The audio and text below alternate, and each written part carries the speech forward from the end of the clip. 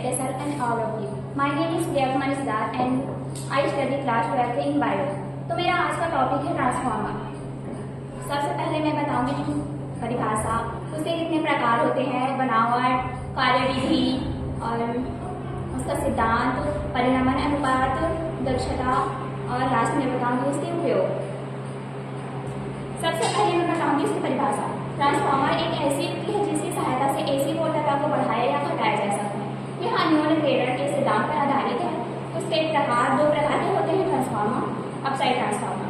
यह transformer AC वोल्टता को घटा देता है किंतु धारा के मान को बढ़ा देता है। और अपसाइड ट्रांसफार्मर यह एसी वोल्टता को बढ़ा देता है किंतु धारा के मान को कम कर देता है। इसकी बनावट, ट्रांसफार्मर की बनावट तीन भागों से मिलकर बना होता है। पहला पटलित कोर, दूसरा प्राथमिक कुंडली और तीसरा द्वितीयक कुंडली। प्राथमिक कुंडली में फेरों की संख्या अधिक होती है तथा तार पतला होता है और द्वितीयक कुंडली में फेरों की संख्या अधिक तथा तार मोटा होता है।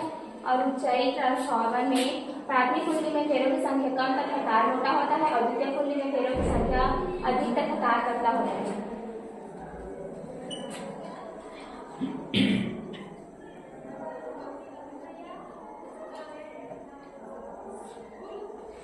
अब इसकी देखेंगे कार्यविधि।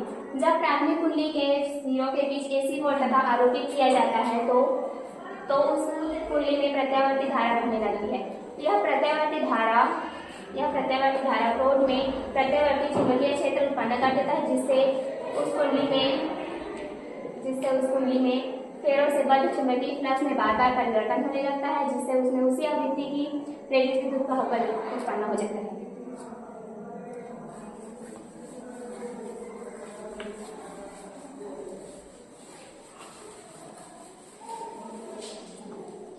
इसके बाद देखेंगे इसके सिद्धांत।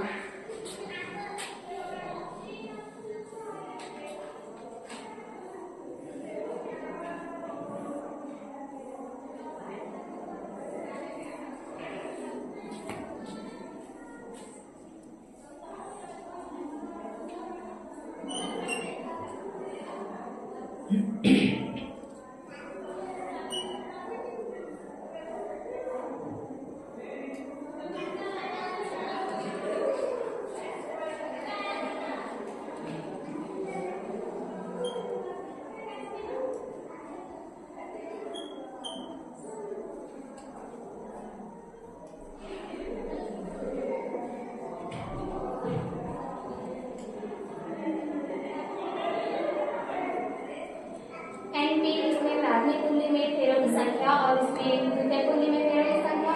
ये है इसमें प्राथमिक कुंडली में प्रवाहित धारा वोल्टता तथा द्वितीयक कुंडली में वोल्टता और प्राथमिक कुंडली में प्रवाहित धारा और द्वितीयक कुंडली में प्रवाहित धारा और प्राथमिक कुंडली में प्रेरित विद्युत वाहक बल और द्वितीयक कुंडली में प्रेरित विद्युत वाहक बल। मान लो प्राथमिक कुंडली व द्वितीयक कुंडली में फेरों की संख्या NP व NS है तो प्राथमिक कुंडली में फेरों से बद्ध चुंबकीय फ्लक्स माइक्रो व तो फैराडे के चुंबकीय प्रेरण के नियम के अनुसार यदि प्राथमिक कुंडली में प्रेरित विद्युत वाहक बल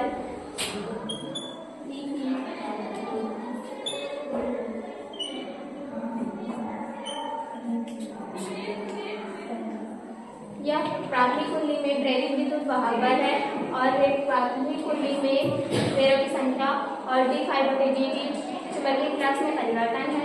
यदि द्वितीयक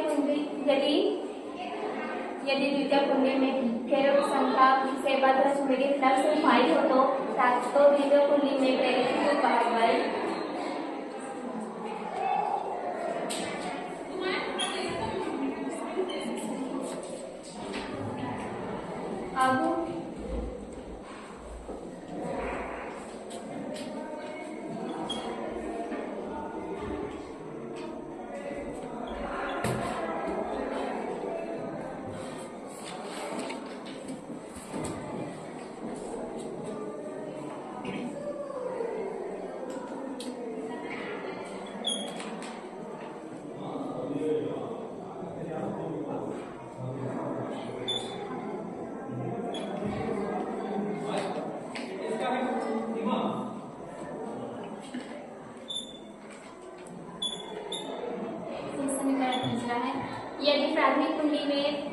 यदि प्राथमिक कुंडली में प्रतिरोध नगण्य हो तो उसमें प्रेरित विद्युत वाहक बल EP उसके सिरों के बीच आरोपित AC वोल्ट तथा BP के बराबर होगा। और यदि द्वितीय कुंडली के सिरे अंग खुले हो तो उसमें प्रेरित विद्युत वाहक बल ES उसके सिरों के बीच आरोपित AC वोल्ट तथा VS के बराबर होगा। तो समीकरण 3 से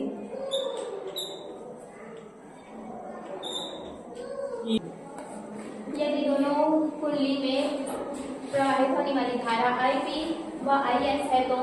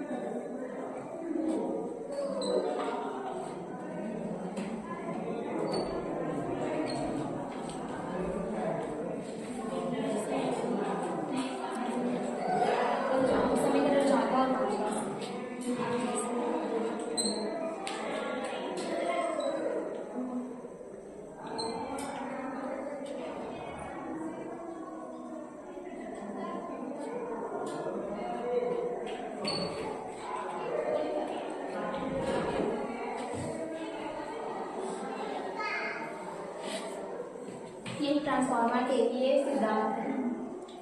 इसमें ऊर्जा 4 प्रकार से होते हैं। ऊर्जा 4 प्रकार से होते हैं।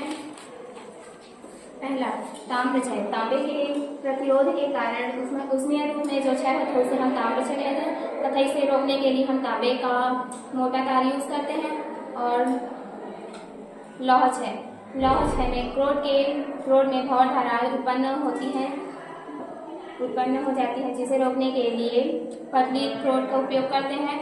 चुंबकीय फ्लक्स क्षरण, संपूर्ण फ्लक्स का द्वितीय कुंडली से संबंध न होने के कारण यह क्षय होता है तथा इसे रोकने के लिए हम प्राथमिक कुंडली और द्वितीय कुंडली को एक दूसरे के ऊपर लपेट कर उपयोग कर सकते हैं। सैथिल्य क्षय, क्रोड के बार बार चुंबकित और विचुंबकित होने के कारण यह क्षय होता है तथा इसे रोकने के लिए हम नॉर्मल लोहे के क्रोड का उपयोग करते हैं।